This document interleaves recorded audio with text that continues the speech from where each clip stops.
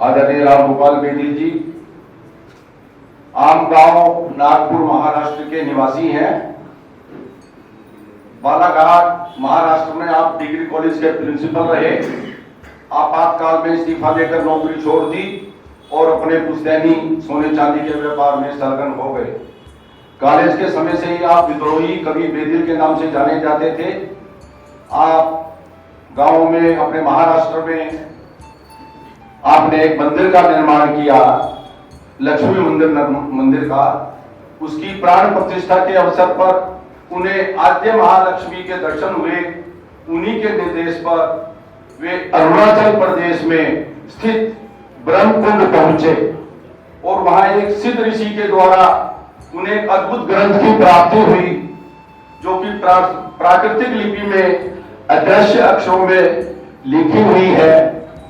देव कृपा से उस ग्रंथ को संस्कृत श्लोकों में आपने संरचना की उसकी और उसका हिंदी अनुवाद सहित ग्रंथ रूप में प्रकाशन किया। विश्व के विद्वानों और यूनिवर्सिटी के चांसलरों व संस्कृत भारती के मनीषियों द्वारा अंतरराष्ट्रीय संस्कृत सम्मेलन में भगवान श्री अग्रसेन जी के इस उत्तम चरित्र को विश्व के समक्ष लाने के लिए आपको महर्षि के सम्मान से सम्मानित किया गया। अद्भुत ग्रंथ जो भोजपत्रों पर अंकित है, 216 पन्नों का, जिसका मात्र वजन 49 ग्राम है और पन्ने गीले करने पर ही अदृश्य अक्षर उभर कर स्पष्ट दिखाई देने लगते हैं। ग्रंथ का 14 भाषाओं में उसके अतिरिक्त ब्रेल लिपि में भी प्रकाशन हो चुका है। भगवान अग्रसेन जी की कृपा और आद्य महालक्ष्मी की कृपा घर घर पहुंचाने के लिए एवं संकल्प के साथ विगत 4 वर्षों से आप महाराजा अग्रसेन पर एक सीरियल बनाने में संलग्न है, जिसका इंतजार कर रहे थे। आज के हमारे मुख्य अतिथि, हमारे विशेष अतिथि श्री बेदिल जी, जो कि अग्र भागवत के कुशल प्रणेता भी हैं। मैं यहाँ परमादरणीय डॉक्टर कुंदन रेखा जी के आदेश पर उपस्थित हूँ। वो मेरे हृदय की कसौटी में कुंदन की रेखा की तरह से विद्यमान है। पहले जब सानिध्य हुआ, यह अवसर मिला और उन्होंने मुझे निर्देश दिया कि मैं वर्तमान की आवश्यकता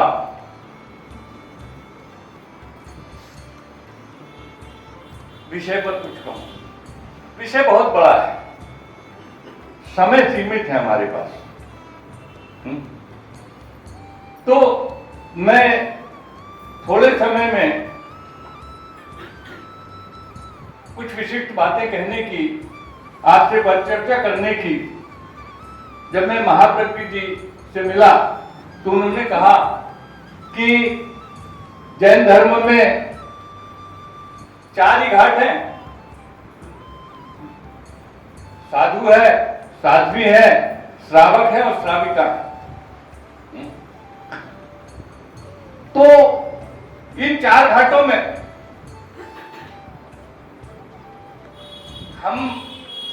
हमारा जीवन है, हम समझ जाएं।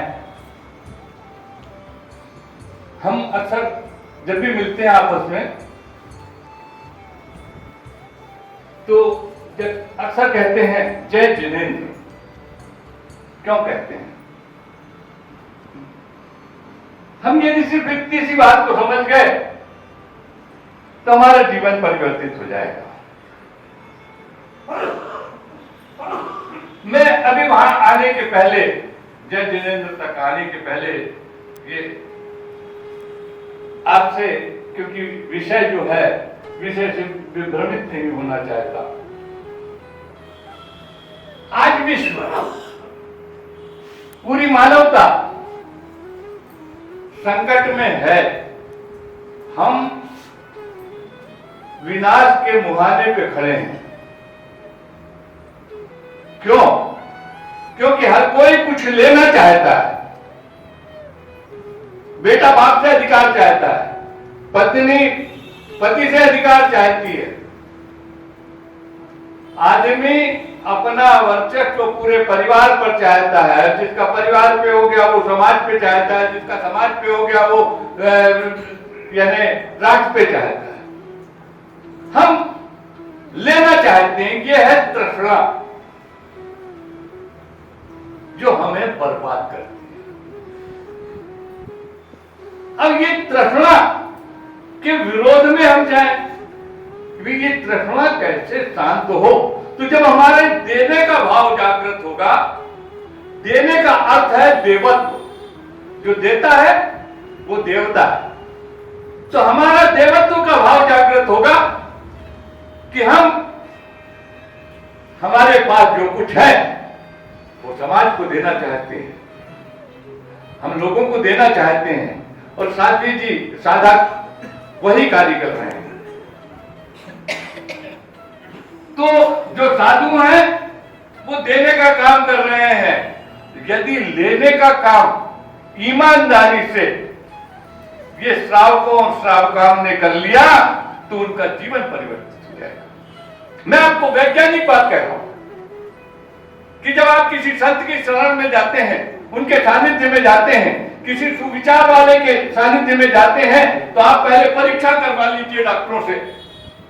ये हार्वर्ड यूनिवर्सिटी ने इसका शोध किया कि आप जब उनके पास जाते हैं उसके पहले आपके जो श्वेत कण है वो कितने थे, और जब आप उनसे मिलके आते हैं तो आपके 1500 श्वेत कण तुरंत बढ़ जाते हैं। तो वो हमारी जीवन शक्ति है। लोग मुझसे पूछते हैं तो लोग कहते हैं कि आप अभी भी एक युवा से अधिक दौड़ते हैं, कार्य करते हैं। कैसे? हमारा ये शरीर जब तक हो सकता है, हमारे दो शरीर हैं, एक ये स्थूल शरीर और एक सूक्ष्म शरीर। तो जब हमारा सूक्ष्म शरीर जो है, सूक्ष्म शरीर यदि सबल होगा तो आपके ये स्थूल शरीर का महत्व कुछ भी महत्वहीन हो जाएगा। हम भगवान महावीर का फोटो बनाते हैं या राम का फोटो बनाते हैं या कृष्ण का फोटो बनाते हैं, इनको कभी बूढ़ा नहीं दिखलाते। शरीर इनके भी शिथिल हुए होंगे, मगर नहीं, क्योंकि हम उनके सूक्ष्म शरीर को देखते हैं। तो जब हम उनके सूक्ष्म शरीर को देखने का प्रयास करते हैं चित्रों में, तो चरित्र में क्यों नहीं? हम अपने चरित्र का गठन कैसे करें? ये सनातन संस्कृति से में जब जब भी आक्रमण हुए, धर्म जब जब भी अपने पथ से हटा, तो कोई न कोई महापुरुष के रूप में, जिसको हम भगवान कहते हैं, भगवान कौन है? आप भी भगवान। जब हम कहते हैं तुमेव माता च पिता तुमेव, तो हम उस यदि भगवान की संतान है तो हम इंसान नहीं हो सकते, हम भी भगवान। मगर क्यों? कि हमारी तृष्णा जागृत हो गई, इसलिए हम इंसान हैं। और हम इंसान क्या, कभी कभी हैवान भी हो जाते हैं। जब हम प्रकृति को विकृति में ढाल देते हैं तो शैतान कहे जाते हैं। तो भगवान बनना, आज महावीर जयंती हम मना रहे हैं। यहाँ पर कुछ बिंदुओं पर मैं बात करूंगा, थोड़ा समय लगेगा। मूल बिंदुओं पर कुछ छोटी छोटी बात करें कि हमने कहा सत्य, सत्य ही सनातन है, सत्य ही धर्म है, सत्य ही सब कुछ है, सत्य ही ईश्वर है। ये सब जानते हैं, ये जानते हैं कि ये सत्य है, कि ये मृत्यु लोक है, और यहां पर जो आया है उसे जाना पड़ेगा। भगवान ने भी जब अवतार लिए विभिन्न रूपों में, तो उनको यहां से जाना पड़ा। यहां ये सत्य है हम उस सत्य को यदि जान जाए कि यहां से हमको जाना है, जब जाना है जहां अस्थायी स्थान पर हम आए हुए हैं, जहां हमारा अस्तित्व अकिंचन है, उसमें हम इतने इतराए हुए हैं, अपने आप के आत्मस्वरूप को भूल चुके हैं, हम उसको खोज लें। भगवान महावीर जो महावीर बने, मैं महावीर की अभी बात नहीं कर रहा हूं, आखिरी में करूंगा, अभी वर्तमान की बात कर रहा हूं कि वर्तमान जब निकले तो स्वयं को खोजने निकले, मैं कौन हूं। और जो भी व्यक्ति अपने को खोज लेगा, समझ लेगा कि मैं कौन हूं, यहां क्यों आया हूं और मुझे कहां जाना है, तो वो महावीर हो जाएगा। हम कौन हैं, क्या क्यों आए हैं, टेम्परेरी है हम यहां पर, हम परमानेंट कहां है और कहां हो सकते हैं, या फिर किस योनि में फेंके जाएंगे। ये हमारे लिए कर्म भूमि है और इस कर्म भूमि में हमें कुछ अर्जित करना पड़ेगा। यदि आपको अभी अमेरिका जाना है, तो अमेरिका जाना है तो आपको डॉलर में यहां कमाना पड़ेगा या कन्वर्ट करना पड़ेगा। नहीं होगा तो वहां पे धक्के मार के निकाल दिए जाओ। तो हम यहां से जहां अपने लोक में जाने वाले हैं, वहां के लिए हमने यहां क्या कमाया,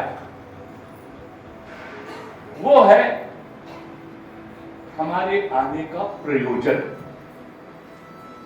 भगवान महावीर ने बड़ी सरलता से लोगों को समझाया है, हम यदि उसे नहीं समझ पाए तो हमारे दुर्भाग्य है। महावीर, वर्तमान महावीर कैसे बने, वीर शब्द है यहां पर और वो भी इसके साथ महा लगा है, महावीर। तो वीरता हमारी इन बाजुओं में नहीं। आज पूरा विश्व जो बाजू खड़े करके, चाहे वो यूक्रेन और रूस हो, चाहे अन्य मुस्लिम देश हो, चाहे भारत और पाकिस्तान हो, सब अपनी बाजू खड़ी करके, ये बाजू वीरता में नहीं, क्षमा में है। क्षमा वीरस्य भूषणम कहा गया है कि क्षमा छोड़ती उस भुजंग को जिसके कंठ गरल हो, जिसके गले में गरल है और मगर वो क्षमा कर देता है। तो जब एक प्रकृति ने हमको इतनी क्षमता दी है, क्षमता क्षमा से आती है। हम समझे कि हम कहां हैं, कौन हैं। हम अपने परिवार में एक दूसरे के प्रति, अभी ये जो अभी डिजिटल क्रांति आई, वर्तमान की जब बात कर रहा हूं, डिजिटल क्रांति आई है, मैं देखता हूं कि एक परिवार में 5 लोग रह रहे हैं और 6 मोबाइल, और सब घर में साथ में बैठे हैं और कोई किसी से बोल नहीं रहा। पहले गलत तो नहीं कहा ना, पहले लोग दूर हुआ करते थे मगर हृदय में पास हुआ करते थे। आज पास बैठे हैं और सब दूरी में। तो वर्तमान में हमको वर्तमान की एक एक चीजों में, छोटी से छोटी, मैं बड़ी बातों को करने की जगह आप अपने से हम चालू करें कि भाई हम किसी के प्रति साथ जुड़ सकें, हम उसको समझ सकें, उसको समझा सकें, हमारे पास कुछ है हम दे सकें, उस देवत्व को प्राप्त कर सकें। अहिंसा काय से प्राप्त होगी, कैसे प्राप्त होगी? हमारे मन को। जब तक हमारे विचारों की शुद्धि नहीं होगी, विचारों की शुद्धि कब होगी? जब तक हमारे आहार की शुद्धि नहीं होगी। जैसा अन्न खाओ अन्न वैसा होगे मन। तो सबसे पहले हमको प्रारंभ कहां से करना पड़ेगा? आहार शुद्धि से। हमारा आहार शुद्ध होगा तो विचार शुद्ध होगा। मैंने आपको बतलाया कि जिनके विचार शुद्ध होते हैं उनके संपर्क में आने से भी हमारे 1500 श्वेत कर्म बढ़ जाते हैं। तो हम कितने अर्जित कर सकते हैं, कितनी एनर्जी, कितनी ऊर्जा हम प्राप्त कर सकते हैं, ये हमारे हाथ में है। वर्तमान महावीर कैसे बना? तो महावीर जीवन में 3 रण हैं जिनको लड़ाई छोटी नहीं है।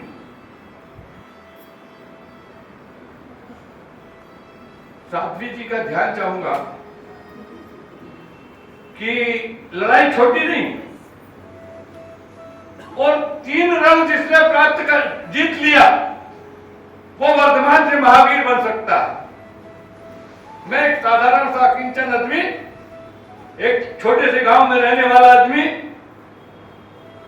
विश्व यदि मेरे को स्नेह से, प्रेम से देखता है, मैं अपनी धारा में चल रहा हूं। क्योंकि मुझे आपसे किसी से कुछ चाहिए नहीं है, मैं देने निकला हूं। कि चाह गई चाहत गई मनवा बेपरवाह, ये बैठे हैं ये लोग सब है, यानी अपनी भरी जवानी छोड़कर है, और ये साधनाओं में कि चाह गई चाहत गई मनवा बेपरवाह, और जिसे कछु ना चाहिए वो सहन को सहाय। तो ये सहनसा बने हुए चीज है। हमको लगा कि ये त्यागी बने, ये सहनसा बन के जी रहे हैं क्योंकि इनको देने निकले। तो हमारे जीवन में 3 रण है। पहला रण है जागरण, रण है जो जाग गया, हम जाग गए यदि है तो हम पहला रण, सब बहुत कठिन है जागना। लोग सब सोने का बहाना किए हुए हैं, जैसे लोग नहीं उठना रहता, बच्चे को नहीं जाना है स्कूल तो वो क्या करता है, इधर उधर दुख के रहता है, माँ जगाती है वापिस, वो कहता है नींद आ रही है, फिर उसको तो उसके ऊपर बाल्टी भर पानी डाल दो, जग जाएगा। वो जागा हुआ है, जागे हुए को जगाना कठिन है। आज विश्व की सबसे बड़ी समस्या ये है कि सब लोग जागे हुए हैं, सोने का बहाना किए हुए हैं। जब सिर पे लाठी पड़ेगी, समय की प्रतीक्षा कर रहे हैं हम कि कब लाठी मारेगी माँ, तो जब वो लाठी मारेगी या पानी ढोलेगी सिर पे, तब झक मार के हमको उठना पड़ेगा।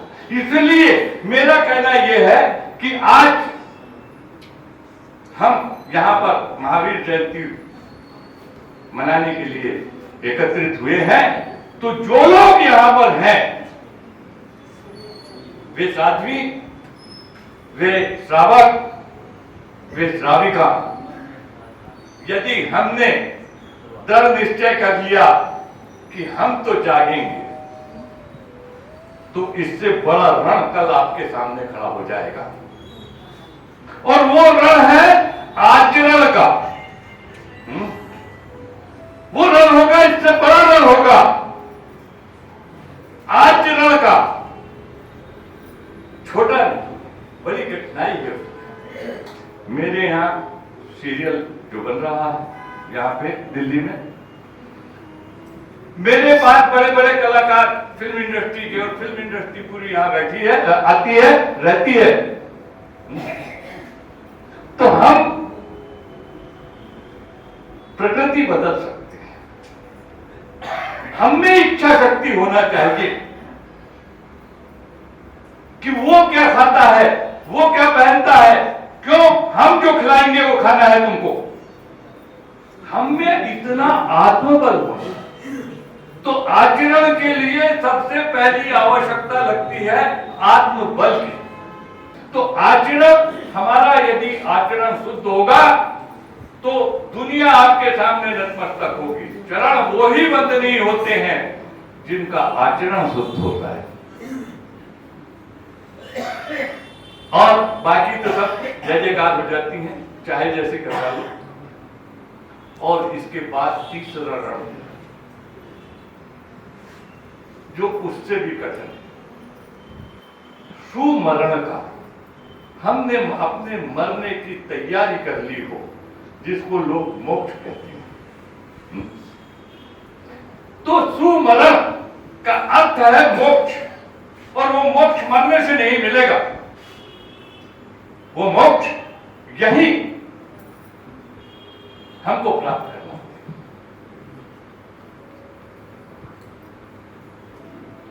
और उसके तरीके भगवान महावीर ने ये तीनों रण को विजित करके हमारे सामने रख दिए।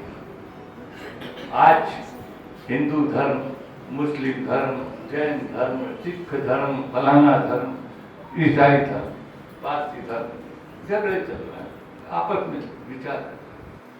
अरे किस धर्म ने कहा कि बुरा कर दो? गंगा की धारा जहां से निकलती है गंगोत्री से, वो सप्त धाराओं में विभक्त हो जाती है और बाकी जाकर बाद में एक ही हो जाती है। यहां तक कि उसमें यमुना और सरस्वती भी आके समाहित हो जाती है। तो हमको जहां जाना है वो स्थान एक है, जहां से हम आए हैं वो स्थान एक है। हम ये विभेदों को कैसे मिटाएं? इसके लिए हमारे पास मार्ग दिया हुआ है, अनेकांत। अनेकांत क्या? हमारे ऋग्वेद में भी कहा गया है कि सत्य एक है। उसको अधिक सभी लोगों ने अलग अलग दृष्टि से परिभाषित किया। तुलसीदास जी ने कहा कि हरि अनंत, हरि कथा अनंता है? और सब लोग अपने अपने ढंग से उस कथा को करते हैं। इसलिए हम विचार भिन्न भिन्न हों, हमारे वो जाना एक ही जगह है, स्थान एक ही है। हमारी जैसी सोच होती है वैसे हमारे विचार होते हैं। हम दूसरों के विचारों को सुने, आत्मसात करें। उसके विचार उसकी दृष्टि से सही हैं, हमारे विचार हमारी दृष्टि से सही हैं। इनमें बहुत कथाएं हैं, मगर मैं अपनी वाणी को विश्राम देते हुए, यानी भगवान महावीर जो तीनों रण जीत के वर्तमान से महावीर बने, इस अपेक्षा से कि हम सब महावीर बनेंगे, अपने वाणी को विश्राम देता हूं। जी हमारे इनसे हम चाहे कितना भी देर सुने, हमने लग रहा है एक पूरा दिन इनके नाम से रखें, तब जाके कुछ बातें हमें समझ में आ सकती हैं।